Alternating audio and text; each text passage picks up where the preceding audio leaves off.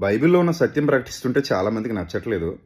వాళ్ళకి అర్థం కాకపోతే అర్థం కాలేదని క్వెషన్ అడగట్లేదు, డౌట్ అడగట్లేదు గానీ, వాళ్ళకి అర్థమైనట్టుగా ప్రజలను మభ్యపెట్టడానికి వీడియోలు మాట్లాడి రిలీజ్ చేసేసుకుంటున్నారు. సరే ఇవన్నీ కూడా నేను క్లారిఫై చేస్తాను. పబ్లిక్‌లో డౌట్ క్లాస్ పెడతానని చెప్పాను గదా! ఫస్టు ఒక వీడియో చూడండి. ఎవరో తెలీదు, ఒక ఆయన పాస్టర్ గారు. ఆయన మాట్లాడుతూ ఒక వీడియో ఒక కౌంటర్‌లా చేశాడు. ఇది ఎప్పుడో పాత వీడియో అనుకుంటాను ఇది. మరి ఎవరిని ఉద్దేశించి మాట్లాడారో తెలీదిది. సో దాన్ని నా వీడియోకి లింక్ చేసి దాన్ని బాగా వైరల్ చేస్తున్నారు. ఫస్ట్ ఆ వీడియో ఒకసారి చూడండి, తర్వాత నేను మాట్లాడతాను. ఉన్న పనులన్నీ పక్కన పెట్టి 25వ తేదీ నువ్వు కాకినాడ వస్తున్నావు కదా అంబేద్కర్ భవన్కి. ఐ కమ్ దేర్, నేను వస్తాను అక్కడికి. నువ్వు కూర్చో, మన ఇద్దరం వేదిక మీద కూర్చుందాం. నువ్వు చైనా నా కళ్ళ ముందు నేను వస్తూ మన సంఘాలలో ఉన్న విశ్వాసుల్లో గుడ్డివారిని కుంటివారిని తీసుకొస్తాను. సంఘాల్లో ఉన్న విశ్వాసులు తీసుకొస్తాను, బయట వాళ్ళు కాదు, వాళ్ళ సేవకులతో సహా తీసుకొస్తాను. వాళ్ళ ఖర్చులన్నీ నావి, వాళ్ళ భోజనాలు నావి, మొత్తం నావి. వెళ్ళేటప్పుడు ఒక్కో సేవకుడికి నేను కానుకిచ్చి పంపిస్తాను. ఆ వచ్చిన కుంటివారికి గుడ్డివారికి కూడా నేను కానుకలు ఇచ్చి పంపిస్తాను. మేము ఒక్కరిని తీసుకొస్తాం, స్వస్థపరచండి. వాడికి స్వస్థపరిచే వరం ఉంటే గనక స్వస్థపరచమని నేను నా చర్చిలోంచి ఒకరిని తీసుకొస్తానంటాను. మంచిది, నువ్వు తీసుకురా. నీ స్వార్థకి శక్తి ఉంటే, నీ జ్ఞానానికి శక్తి ఉంటే ఒక మాంత్రికుడు నేను తీసుకొస్తా, మార్చు. తీయడం తీసుకొస్తా, మార్చు. నువ్వు ఒక పీఠాధిపతిని తీసుకొస్తా, మార్చు. నువ్వు ఒక ఫరోని తీసుకొస్తా, నువ్వు మార్చు. ఒక యాసవం తీసుకొస్తా, నీకు దమ్ముంటే మార్చు. నీ స్వార్థకే, నీ జ్ఞానానికే, నీ సత్యవాక్యకే శక్తి లేనప్పుడు నువ్వు ఎలా సత్యవాక్యం ప్రకటిస్తున్నావు అని నేను అడిగితే నిన్ను, నీ స్వార్థకి బలం లేదా? నీ జ్ఞానానికి బలం లేదా?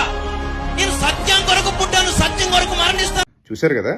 సో ఈ వీడియో చూడగానే మీకు ఏమనిపిస్తుంది అంటే, అవును కరెక్టే కదా, చాలా బాగా కౌంటర్ వేసాడు, చాలా బాగా అడిగాడు అనిపిస్తుంది. కానీ సత్యం తెలిసిన వాళ్ళు, బైబిల్ బాగా ధ్యానించేవాళ్ళు, బైబిల్ బాగా అర్థం చేసుకున్న వాళ్ళు వచ్చినప్పుడు ఇలాంటివి నిలబడవు. ఇప్పుడు మీకు ఒక పాయింట్ చెప్తాను, జాగ్రత్తగా వినండి. చాలా సింపుల్గా, నాకు వాక్యం ప్రకటించడం వచ్చు, నేను వాక్యం బాగా నేర్చుకున్నాను, నాకు వాక్యం బాగా తెలుసు అని ఎవరైనా మీ ముందుకు వచ్చి చెప్పారనుకోండి, మీరు వెంటనే ఏమనొచ్చు? అవునా, అయితే నాకు వాక్యం చెప్పు, వింటాను. నువ్వు ఎంత బాగా వాక్యం చెప్తావు వింటాను, నీకు ఎంత వాక్యం తెలుసో వింటానని అని అడగటం తప్ప, రైటా? మీరు చెప్పండి. అది తప్పు కాదు కదా. అది తప్పు కానప్పుడు, నా దగ్గర అద్భుతాలు చేసే శక్తి ఉంది, నా దగ్గరకు వస్తే సూచక్రియలు జరుగుతున్నాయి, నా దగ్గరికి మాత్రమే రండి, ఇంకా మిగిలిన చర్చిలకు వెళ్తే నాకు తెలియదు, కానీ నా దగ్గరకు వస్తే మాత్రం ఖచ్చితంగా మీకు అద్భుతాలు సూచక్రియలు జరుగుతాయి, ఆ వరం నాకు దేవుడిచ్చాడు అని ఎవరైనా పబ్లిసిటీ చేసుకుంటున్నప్పుడు, అవునా అయితే మేము వస్తాం, మాకు కూడా అద్భుతాలు సూచక్రియలు చేస్తావా అని అడగటం తప్పు కాదు కదా. వాక్యం ప్రకటించడం వచ్చు అన్నప్పుడు వాక్యం ప్రకటించమని అడగడం ఎలా తప్పు కాదో, నేను అద్భుతాలు సూచక్రియలు చేస్తాను అన్నప్పుడు అయితే మాకు కూడా చెయ్యండి బాబు అని సవాలు, ఛాలెంజ్ కాదు, బ్రతిమలాడి అడగటం తప్పు కాదు కదా. రైట్. అలాగే సువార్త ద్వారా మారటానికి రుజువు ఏంటంటే, చర్చికొచ్చే విశ్వాసుల జీవితం సాక్ష్యం. పాత జీవితం ఉంటుంది, కొత్త జీవితం ఉంటుంది. పాత బ్రతుకులో ఉన్న సౌలు, కొత్త బ్రతుకులో ఉన్నటువంటి పౌలు.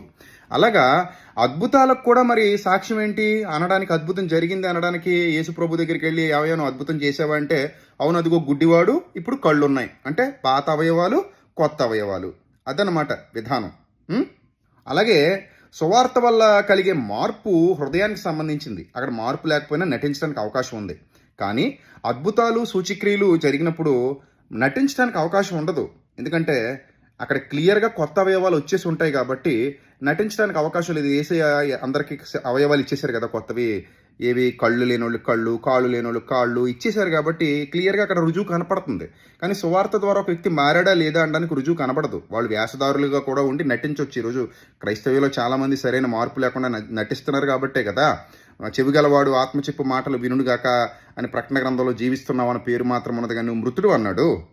దానికి దీనికి కంపేర్ చేయడానికి అసలు కుదరదు. అది హృదయ సంబంధమైంది, ఇది శరీర సంబంధమైంది. అదేమో అదృశ్యమైనది, ఇదేమో దృశ్యమైనది. ఇది కూడా లేకుండా, ఈ జ్ఞానం లేకుండా కంపేర్ చేసి కౌంటర్లు వేద్దాం అనుకుంటున్నారంటే మరి ఏమన్నా అలాంటి వాళ్ళని. ఇక మరో పాయింట్, సువార్త ప్రకటన చేయమన్నటువంటి దేవుడు ఎవరైతే ప్రకటించడానికి ముందుకు వచ్చారో వాళ్ళతో, నమ్మితే రక్షణ, నమ్మకపోతే శిక్ష, మీరు మీ మాట వినకపోతే మీ పాదాలు ధూళి దులిపేసుకుని వచ్చేయమన్నాడు. కానీ స్వస్థత వరం ఇచ్చాను అని చెప్పిన దేవుడు పనిచేస్తే పని చేస్తుంది, లేకపోతే ఛార్జింగ్ లేకపోతే పని చేయదు, మరి దానికి నేను ఏం చేయలేను అన్నట్టు ఎక్కడా చెప్పలేదు. దానికి మళ్ళీ విశ్వాసం కావాలి, విశ్వాసం లేకపోతే వరం పని చేయదు అని కూడా చెప్పలేదు. ఎందుకంటే అపోస్తుల కార్యాలు 3వ అధ్యాయం 1వ వచనంలో ఆ కుంటివాడికి విశ్వాసమే లేదు, కానీ విశ్వాసం లేకపోయినా వాళ్ళు స్వస్థత వరం పనిచేసింది. అలాగే పుప్లి తండ్రికి ఆ ద్వీపంలో విశ్వాసం ఉన్నట్టుగా లేదు, కొత్తగా వెళ్ళాడు అక్కడికి పౌలు భక్తుడు, వాళ్ళు అన్యులే. సో వాళ్ళకు కూడా వరం పనిచేసింది. సో కాబట్టి అన్యజనులకు కూడా దేవుడు మేలు చేస్తున్నాడు, వాళ్ళ మీద కూడా సూర్యుని ఉదయింపజేస్తున్నాడు, తన శక్తిని బట్టి వాళ్ళకే వర్షాన్ని కురిపిస్తున్నాడు. దీన్ని బట్టి అన్యజనులకు కూడా దేవుడు మేలు చేస్తున్నాడు, ఆయన అందరికీ ఉపకారి. కానీ విశ్వాసం లేకుండా దేవుని రాజ్యంలోకి ఎవడో రాలేడు. విశ్వాసం లేకుండా కూడా వాళ్ళకి అద్భుతాలు జరగవచ్చు, సూచక్రియలు జరగవచ్చు వరం ఉన్న వాళ్ళతో. కానీ వాక్యం చెప్పడం వచ్చినా విశ్వాసం లేకుండా ఎవడో దేవుని రాజ్యంలో ప్రవేశించడు, దేవునికి ఇష్టడే ఉండటం అసాధ్యం. ఈ కంపారిజన్ అనేది చాలా తప్పు.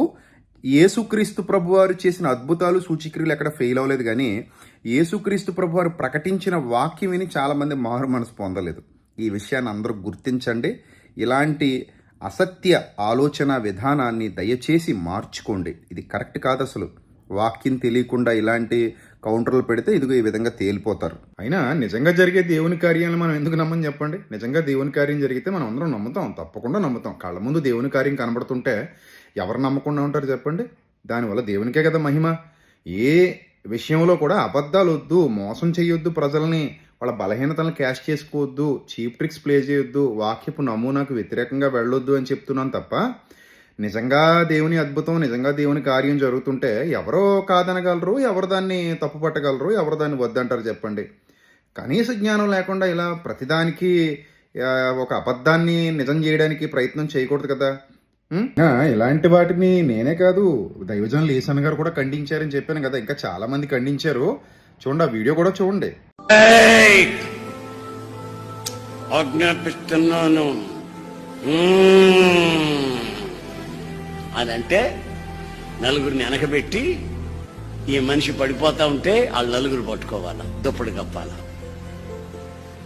అంటే భక్తి అంతా ఇతనిలోనే ఉన్నట్టు. ఇది యేసు ప్రభు ద్వారా కలిగింది కాదు, నా ద్వారా ఏదో కలుగుతుందని చూపించుకునేదాన్ని. గారడిలాగా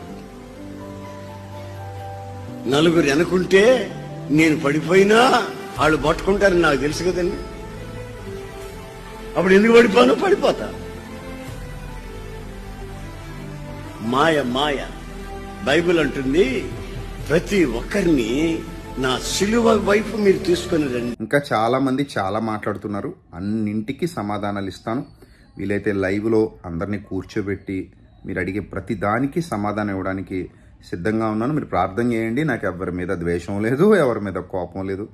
అందరూ సత్యంలో ఉండాలన్నదే నా కోరిక. నా మీద వీడియోలు పెట్టే వాళ్ళని కూడా పెట్టుకునివ్వండి. దేవుడు నా ద్వారా, ఇంకా వాళ్ళు పెట్టడం ద్వారా ఇంకా చాలా సంగతులు ప్రపంచానికి తెలియచేయడానికి దేవుడు వాళ్ళని ప్రేరేపిస్తున్నాడేమో. మంచిది. God bless you all, love you all, thank you, God bless you.